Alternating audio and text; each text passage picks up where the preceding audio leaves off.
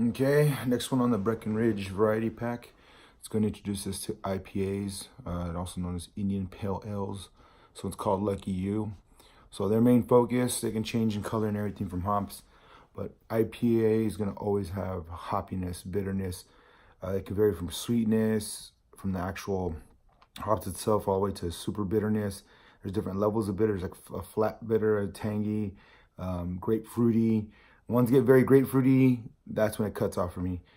For some, they put the units of bitterness, they're known as IBUs, and I can have like 50 to 60 max. Once I get too high, it's too much, but some do balance out with the alcohol. So sometimes people are just searching for the high alcohol one because it's gonna taste very good on average, but you will still have some that are just like punching in the mouth.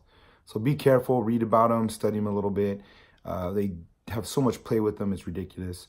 You're definitely gonna have also hazies are non-filtered, which those are a lot better. They really tone down just the straight bitterness and you get all the other flavors first.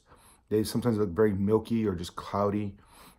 And then I found out for sure that the juicies have a lot more fruit flavor focus. So it's not that it is fruit, it just resembles what fruit would taste like. It could be taste like a whole like fruit salad. It could be a little peary, pineapple-y, just weird stuff. And then there's the grassy ones. I like those. Those are more popular in the West Coast, but all hops do well in the West Coast. And on the East Coast, usually citrus does very well. So we'll give this one a try and see what it has. I already tried this one. It's beautiful. It's not too intense. It'll help get you an introduction to understanding the bitter flavors. Let's see what the color looks like. All right, there you go. Throw a little foam in there. Oop, a little too much head. Hey-oh. But it's perfectly poured. Didn't go overboard. Bam. All right, this one has a lot of foam. It's more ingredients, so it will be a thicker beer. You're gonna get beautiful colors out of it.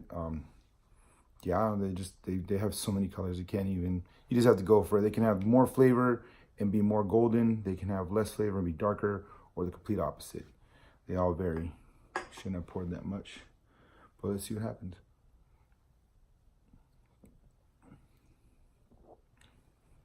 Definitely a background hint of sweetness, just a little like fruity flavor.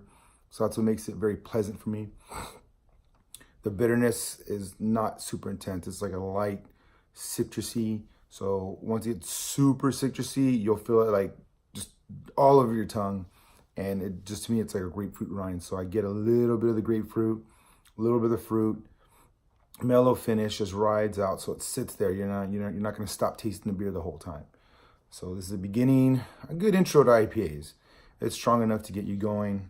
I didn't see the bitter units, I couldn't find it. So hopefully everybody starts doing it because that's a big helping factor right there. So hopefully you enjoy this. Cheers.